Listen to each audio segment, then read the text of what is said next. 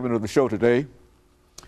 The topic is President Obama's energy policy, and we're fortunate again to have with us the holder of the Chair of Excellence at Tennessee State University, the Massey Chair of Excellence, Dr. LSharpe.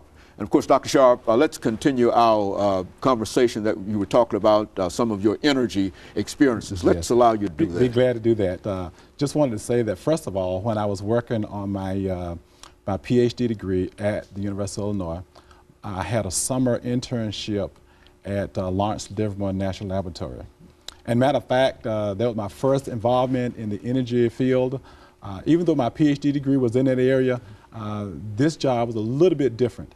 As you may know, the Department of Energy does a lot of energy work already.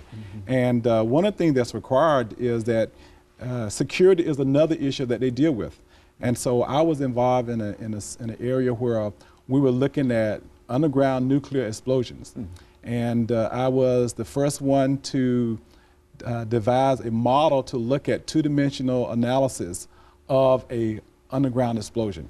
And the key thing about this is that anytime they would do a test out in the desert, you had to go to Las Vegas and present to this panel the data and information to show that there was no leakage into the Earth's atmosphere. And so we did that, and so that was an exciting time for me.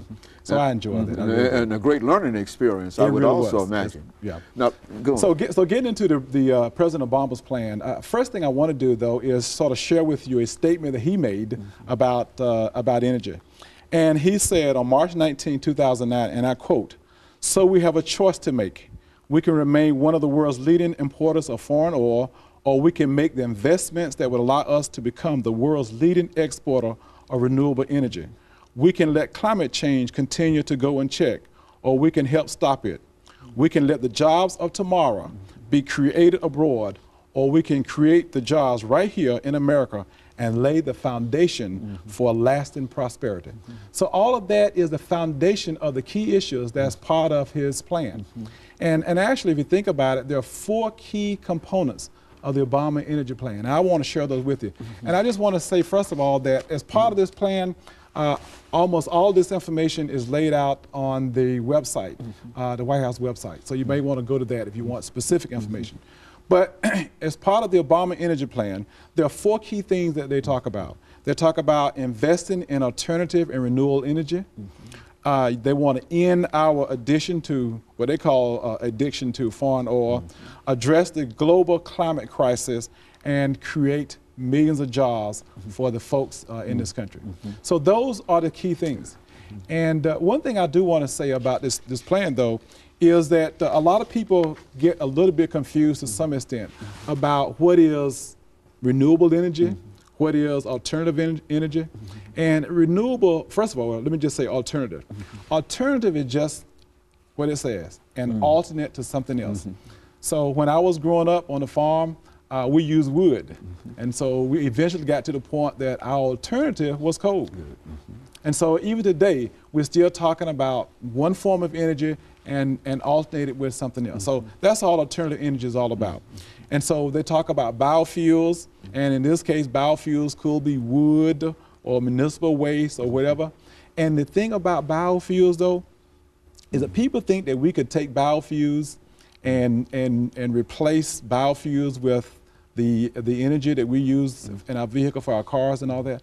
That's impossible, really, because if you were to harvest all the grains that we have, that we produce in this country, it would only produce about 16% of fuel needed for our cars.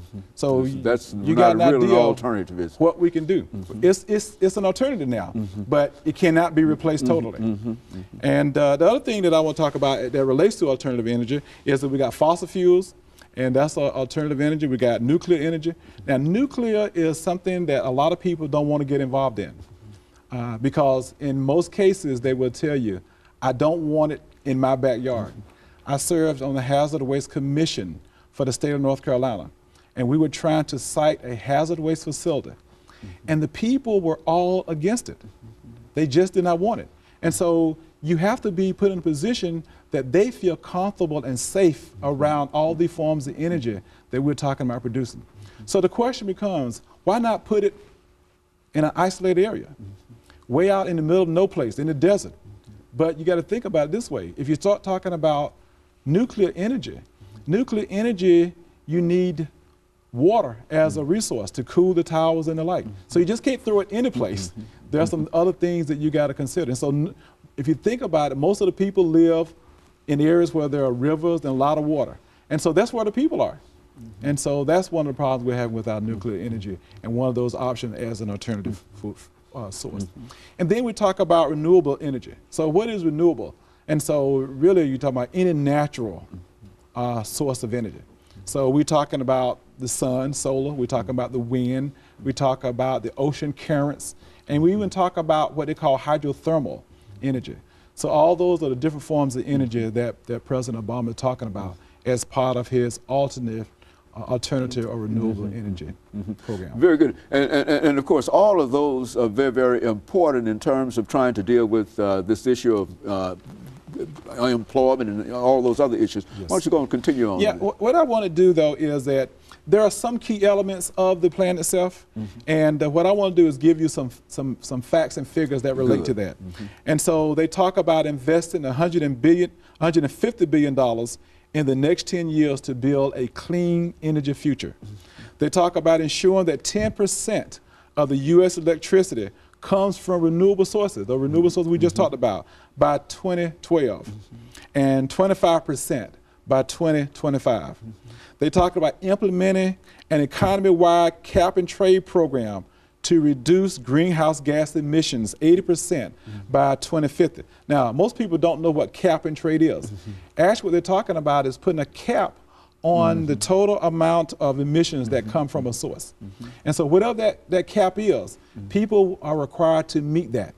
Now, if your company meets that cap, and let's just say that the cap is at so many million pounds or whatever, and your company meets that, and so that means then that you could actually sell the difference between what you have and what they need to get to that level as well. So the key thing is making sure that everyone has met that criteria. And of course, Dr. Sharp, we're getting ready for our second commercial break, but this is exactly what we wanted to get from you, that kind of information. And we're going to come back with this third segment shortly after this very short commercial break. Fantastic. And then we'll allow you to continue that. But that's essentially what we wanted to do, and I'm sure that the people are going to be informed more so. We'll be back with you following this very, very short commercial break.